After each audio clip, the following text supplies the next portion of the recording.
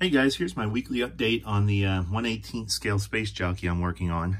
I made this little makeshift tripod out of a couple of cups and a stick because my tripod broke. So I'm having to do this instead of having to hold the phone and at the same time try to demonstrate this. I just put it on this little makeshift thing. So hopefully it won't fall while I'm trying to demonstrate what I've accomplished.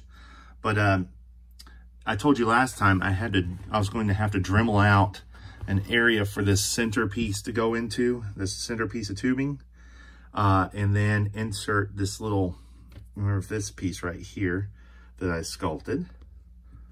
Let me focus it. I think it's focused. Anyway, I got that piece, and I said I sculpted this piece last week, and I needed to round it out. Well, it's all nice and rounded now, and it's ready to be inserted into this area here. So what I literally did was you can see the rough edges in there. I just went ahead and Dremeled out this whole area here all the way through. And I don't mind that because I had to Dremel out this area down here in order to fix this guy in. So I'm going to demonstrate these two pieces fitting in. Now, mind you, I have to sculpt over this area once it's in. It's going to be a permanent fixture. This part anyway. This part is going to be separate. It's going to be cast separately and it'll be inserted separately when I make a cast of this part. So we'll go from there. But right now, let me just demonstrate how this all works. I'm going to put this piece in first. Just give me a second so I can remember which side goes in. But it literally just snugs right in there. It's snug. It'll watch it not do it now that I'm on video. Well, it's not going to do it when I'm on video. I can't believe it. No, I had it in the wrong way. Okay, here it goes. There it is. Yeah. All right. So it's in. And let me see if I can't turn this to show you. So I need to Dremel a little bit off the back end of this so it will slide in a little bit more at a deeper angle. But this whole part right here is nice and flush. I'll sculpt this in a little bit higher and bring in the sculpting detail on the edges, fill in the back, sculpt this up, and that will enclose this piece. So that's in. And it worked really well. Let me see if I can turn it this way. See, I have the phone fixed, and I don't want to turn the phone. I want to try. So hopefully it don't slip. But yeah, look at that. It turned out really well.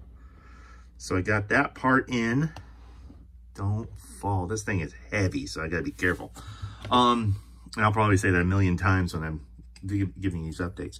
This piece literally is going to just fit up inside a little area, a cavity that I created here.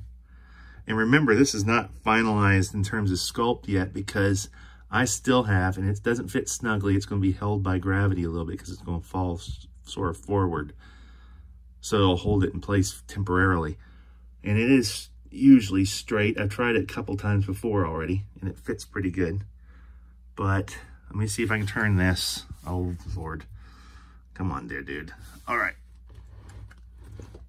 I'm going to have to move the camera in order to get a better idea. But I'm going to just go ahead and hold this hands free. There we go. This is my makeshift. That was my tripod. Anyway, so there we go. So it's in there. It needs some adjustment. It's not 100% yet, but it will stay like this. And then I have that extra piece that has to be sculpted on top of this in the center, like an extra piece of tubing that'll be sculpted directly to this piece. So that's let me just show you. See, this goes up in there. It's longer. It'll have to be trimmed down so that I can fit the base. It can slide into the base. It'll stick up and slide in. That's my plan. And then I can sculpt over to whatever. But for casting and molding purposes, it will be separate. Let's see if I can show you. Let's see if I can zoom in. So you can see the area right up in there where I created that area for this piece to go into. And then let's just go in here a little bit more since I have this hands free. So this piece slides right in and now I can't get it out. Oh, there it goes. It goes up and out. So yeah, pretty cool, huh? All right, well, and I broke it. No, I didn't break it. This stuff doesn't break. Anyway, that's my update for today. And I do have a question that's been asked a couple times, either here on Facebook or on Instagram is all about FIXIT, Aves FIXIT. What is the difference between epoxy sculpt and Aves FIXIT? They're both by the same company. I'll be honest with you, I don't know, because I've always used Aves FIXIT from day one. Aves FIXIT Sculpt from day one. There's a difference. You got Aves Epoxy, Aves FIXIT, and then Aves FIXIT Sculpt. I have no clue what the difference is of the three.